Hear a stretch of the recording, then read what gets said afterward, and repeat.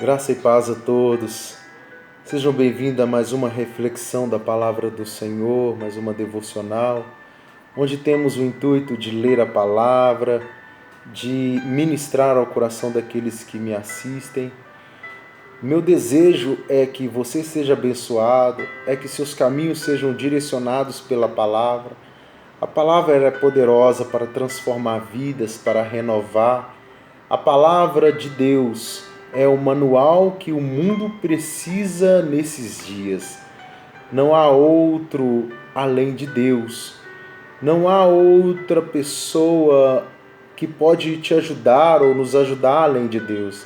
E a palavra é a instrução de Deus para o nosso coração. A palavra ela transforma, ela gera vida, não uma vida normal, gera uma vida abundante. E eu gostaria de pedir, encarecidamente, é claro, que aqueles que não são inscritos neste canal se inscrevam, compartilhe esta mensagem, ative o sino e, se puder, dar um joinha aí para que esta mensagem seja divulgada mais ainda. Eu agradeço, fico agradecido. Eu quero compartilhar com os amados o que está escrito em Mateus 12. Mateus 12, versículo 46. Capítulo 12, versículo 46. Mateus 12, versículo 46 diz: Falava ainda Jesus ao povo, e eis que sua mãe e seus irmãos estavam do lado de fora, procurando-lhe falar. E alguém lhe disse: Tua mãe e teus irmãos estão lá fora e querem falar-te. Porém ele respondeu ao que lhe trouxeram o aviso: Quem é minha mãe? E quem são meus irmãos? E estendeu a mão para os discípulos e disse: Eis minha mãe e meus irmãos. Porque qualquer que fizer a vontade de meu Pai celeste, esse é meu irmão, irmã e mãe. Amém? Queridos, Jesus ele estava ensinando aos seus discípulos e uma grande multidão a respeito da palavra de Deus. Num decorrer deste ensino, uma pessoa aparece, talvez até mesmo cortando aquilo que Jesus estava falando, comentando, dizendo que os seus pais, que a sua família buscava falar-lhe. Ele, porém, responde de uma forma inusitada, de uma forma diferente. Ele pergunta àquele que falava com ele quem eram os seus pais e quem era a sua mãe.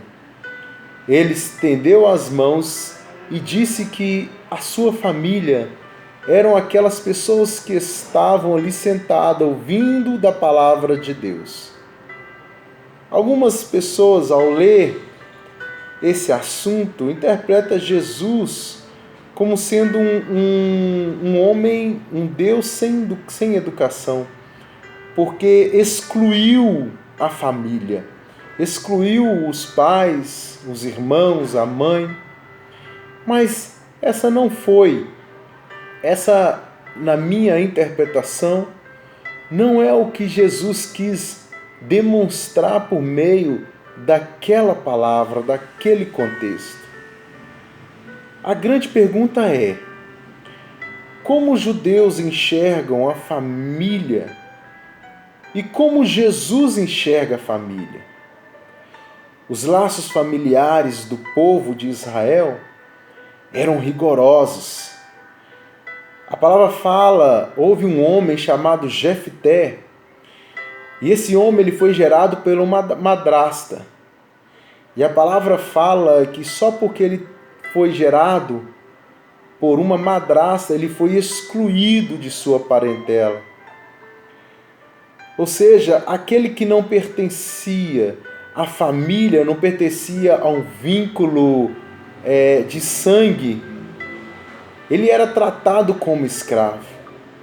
Ele não era tratado como um homem, como um ser normal. Não. Os judeus, ele entendia esse laço de uma forma muito forte. Jesus, porém, nos ensina uma visão diferente. Jesus, claro, não descarta a sua família, mas inclui outros no grupo de sua família. Inclui outras pessoas a nível de laços familiares. Salomão diz lá em Provérbios 18, 24, que existem amigos mais chegados que um irmão.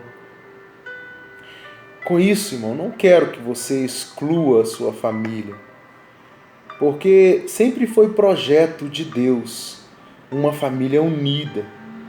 Mas orienta você e a sua família a tratar pessoas como Jesus tratou, com laços. Jesus tratou pessoas que não pertenciam ao seu sangue como se fosse família. Ontem eu tive a oportunidade de comemorar com a minha família de sangue e outros o aniversário de minha esposa. E como eu deveria tratar aqueles que não eram do meu sangue? Essa é a grande pergunta. Jesus ele nos chama para tratar aquelas pessoas que estão ao nosso redor de uma forma carinhosa, de uma forma amorosa. Precisamos considerar amigos, companheiros como família. Precisamos honrá-los, precisamos incluí-los.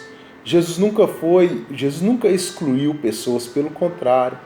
Ele sempre incluiu pessoas em sua vida. Ele sempre incluiu pessoas no reino. Ele sempre buscou orientar o ser humano e todos nós nos caminhos perfeitos. Agora, como devemos tratar a nossa família? Essa família que não é de sangue, mas que foi incluído. Queridos, procure ser educado. Sempre seja educado com aqueles que estão ao seu lado, seus amigos, aqueles que podem te ajudar nos momentos difíceis. Sempre busque honrá-los mais do que a ser honrado. Tenha empatia.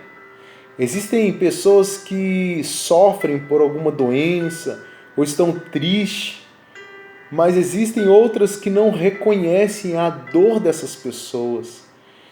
Existem pessoas que sentem dores de doenças, dificuldades e estão ao nosso redor, mas nós não a compreendemos. Deus nos chamou para abrir o nosso coração, para ouvir o que essas pessoas têm a dizer.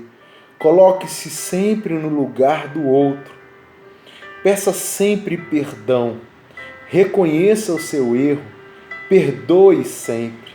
Quantas famílias e quantos amigos, quantas amizades se perderam por causa de uma briga, por causa de uma conversa, por causa de uma discussão, por causa de dinheiro, por causa de bens. Quantas famílias foram destruídas e quantas amizades foram destruídas por falta do perdão? Precisamos, queridos, aprender a perdoar e precisamos aprender a pedir perdão. Precisamos também aprender a nos comunicar. Existem pessoas que estão sentindo dores, mágoas, mas não conversam umas com as outras, deixando bem claro aquilo que elas sentem. Jesus, querido, ele falava exatamente aquilo que era necessário, mas ele sempre pensava no outro.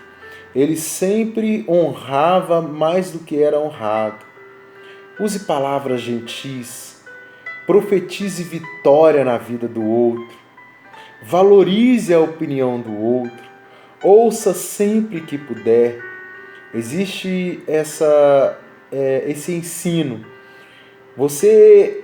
Quanto mais você escuta, mais pessoas vão querer estar perto de você. Se você é uma pessoa que fala e não deixa as outras pessoas falarem, isso prejudica a sua relação com as pessoas. Ou com o que eu quero dizer nesse contexto, com a família que você incluiu em sua vida. Ouça sempre que puder. Queridos, fuja da fofoca, fuja dos boatos, esses boatos que prejudicam a sua vida, que prejudicam a sua família, que prejudicam as suas relações. Enfim, trate o outro como gostaria de ser tratado. Essa é o princípio de ouro. Trate sempre o outro como você gostaria de ser tratado. E lembre-se, existem amigos e companheiros que hoje se tornaram a sua família, se tornou a sua família. Trate-os com honra. Amém? Vamos orar? Feche os seus olhos. Jesus, muito obrigado, ó Pai. Muito obrigado, ó Deus, porque o Senhor tem colocado pessoas, ó Pai, maravilhosas, ó Pai, ao nosso redor.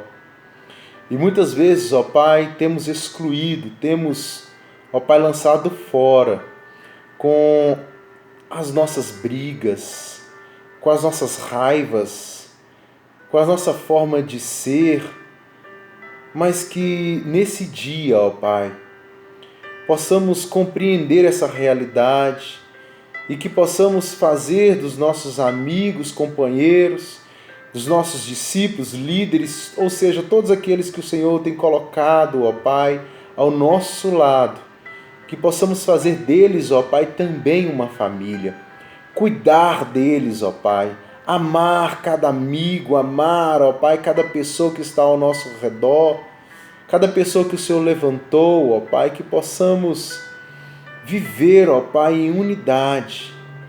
Tira de nós, ó Pai, todo o rancor, toda a raiva. Perdoa, ó Pai, os nossos pecados. Nos ajude a perdoar, ajude aqueles que estão me assistindo a perdoar, ó Pai, a sua família, a perdoar, ó Pai, os seus amigos, a pedir perdão, a não fofocar ou não ficar em rodas de boatos, ó Pai, mas que possamos crescer e nos desenvolver. Eu os abençoo, ó Pai, em nome do Senhor Jesus Cristo. Amém. Grande abraço, fique com Deus.